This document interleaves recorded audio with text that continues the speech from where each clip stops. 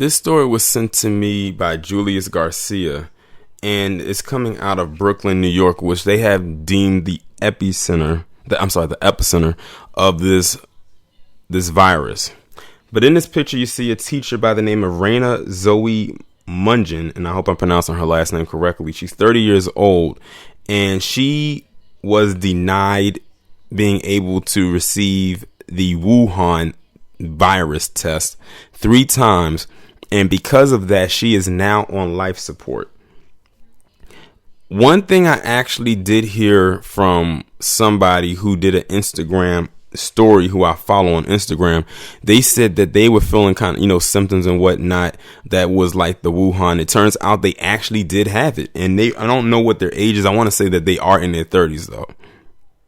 And one thing they did say in the video is that they will not test, and they also live in New York, they will not test people for the virus if they have no pre-existing ailments. Meaning if you do not have like diabetes or some type of STD or cancer, anything like asthma or something like that, they will not test you. Basically, if you are painted as the perfect bill of health, they will not test you.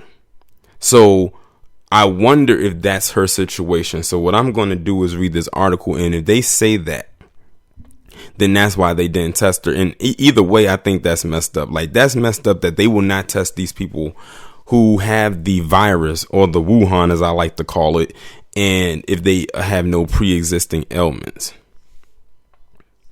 A Brooklyn teacher is on life support after she was denied Wuhan testing on 3 different occasions. According to Pix 11, last week, Raina Zoe Munjan, a social study teacher at Ascend Academy in Brooklyn, felt ill and went to the doctor for care. However, she wasn't taken seriously. My sister went to the hospital on the 15th of March for a fever and shortness of breath. They gave her albuterol for asthma and gave her a shot of Toradol for a headache. Toradol, for headache. The 30-year-old's condition deteriorated over 4 days until finally she had to be taken to the hospital by ambulance for a second visit. That's crazy. She's 30 years old, and they said over the course of 4 days, her body or her condition, her internal started to deteriorate over the course of 4 days. That shows you how rapid this virus can flow through your body. Mia said they were told her lungs are clear. We're not going to test for the virus because we don't have enough tests. Let's see here. Unfortunately, the very next day, the young woman returned by ambulance to the hospital for a 3rd visit because she wasn't breathing.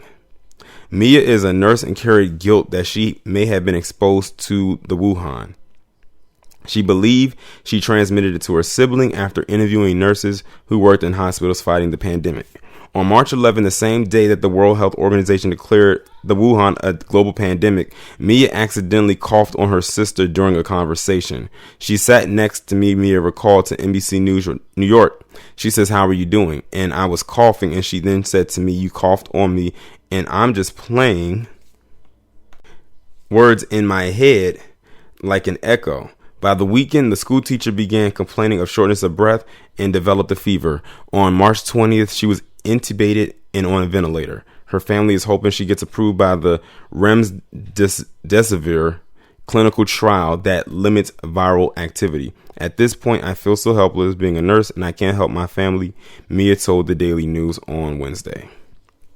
That's crazy. That's messed up. I feel bad for her. And, I feel bad for anybody who's in that position, because it shouldn't matter if they have a pre-existing condition or not, or they look like they're healthy. Like, that's besides the point. You can see and you can look at them and tell that they have it. And she definitely shows that she has the signs that she has it, but they're just willing to let this woman die and anyone else in her situation just because. That's what makes this even more scary, is when you are deemed healthy and you contract this virus and no one's willing to give you a test and tell you the next proper steps to take. Because right now, everything's all over the place and you don't know what source to believe. Someone's telling you one thing, you do it and it's the wrong thing. Then you do something else and you may not be doing enough. Like, this woman is 30 years old, and like I said in the article, it didn't mention anything about her having any pre-existing ailments. So it looks like my theory was confirmed. If you have no pre-existing ailments, they will not test you. I know this is going to sound, weird coming from me, but that's not even right. That's not even fair by a long shot. So basically, it seems to me you have to be a certain age, you have to have certain ailments or ailments period in order for them to even look at you. Otherwise, they just send you on your way pretty much to die. And now she's on life support, and who knows if she's going to actually pull out of it. Hopefully she does. But when it comes to that life support, it's gruesome. And all of this happened in the matter of 4 days. Usually it's steps that works up to this, or, weeks. But in less than a week, it's like she just got sick that day and boom, she's in life support a few days later, all in the same week. All because they didn't give her a test, because she didn't look like the ideal patient. Man, I tell you, now if you want to talk about something that's spooky, that's the scary part. You getting this and you can't really go anywhere where you can get the test because you don't look like you have it, or because you don't have any pre-existing condition to allow you to maybe jump the line to get the test. Y'all let me know what y'all think about this down in the comments. Like, share, subscribe. Make sure you follow me on Twitter. Have your notifications turned on. I'll talk to you in the next one.